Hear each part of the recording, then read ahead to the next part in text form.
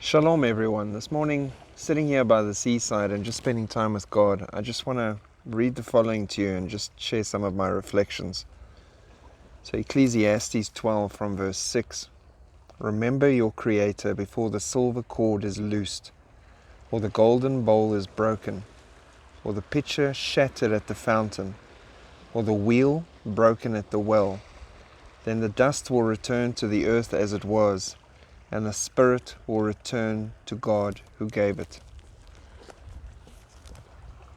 So the important thing here for me is the fragility of life. And a lot of us think, yeah, no, we're immortal, we're going to live forever, you don't have to worry about death or eternity at any time. People, now more than ever, you should be getting your life right with God if you're even halfway awake and see what's going on in the world. If you see where we're headed, if you see where we're at in prophecy at the moment, at the very verge of the Lord coming back to collect His own and to begin a 7-year period of judgment on this planet and its people. The whole thing with no one seeing it or no one expecting it is, and I'm going to use this analogy because we're sitting by the sea this morning. If you look at this water in front of me, it seems calm. Now, if a tidal wave had to come, for example, like the one that everyone is expecting from La Palma, that you need to be keeping your eyes on, when that landslide happens and causing a mega tsunami, what happens with a really big tidal wave? The first thing I would notice here is the water would pull back. The further it pulls back, the bigger the tsunami that's coming. This water will pull all the way back, nice and easy, and everything will seem calm, fine. People won't notice the birds and the animals fleeing for higher ground. They'll be looking at this extended beach. Nothing's wrong, people. We just have more beach. There's pretty shells.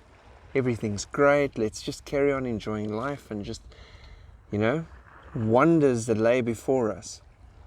Then in the distance you'll hear the rumbling and you'll see the swell starting to build in the distance, coming closer and closer, and the closer it gets to this whole patch that's been pulled back, the higher it rises. The closer it draws to land, the bigger and bigger it gets.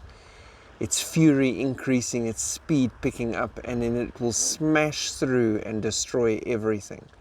So in all reality, if a tidal wave had to start coming back now where I'm sitting, I would honestly just stay sitting and just worship God and wait for Him, because I'm definitely not going to die running, and there's no way you'd outrun that kind of thing coming from this distance where I am right now. Now people, that is where we are in the world right now. You can't run from God's judgment. You can't run from what's coming. You can't hide from it. You can't rush to high ground or like the elite going to secret bunkers underground and protect yourself from God's face. All of this is foreseen in the Bible. It says in the Bible that they will go underground and ask the mountains to hide them from the face of God. Guess who made the mountains, and guess who the mountains answer to? The person you're trying to hide from. There is no hiding. Seek His face while it may be found. Realize how much He loves you. You haven't done anything that cannot be forgiven.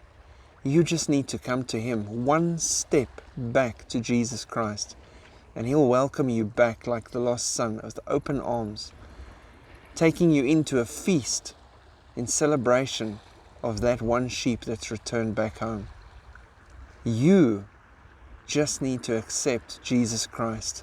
Believe in your heart that He is God and the King of Kings, that He died on the cross and rose again to give you salvation. Confess it with your mouth and invite Him into your life and start living to make a change. It's by grace that we're saved, by believing in Him and accepting Him into our lives. But even though it's not by works, it creates an instant change inside of us as we desire to be more like Him, to please Him, and to distance ourselves from sin.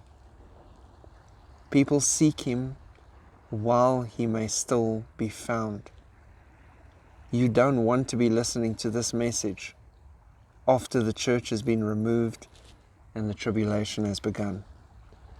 I hope if you have found yourself in that situation, that you will find this message and you will still turn to Him. It will be much tougher, but He will still love you and He will still take you into His arms. Make time for Jesus. God bless.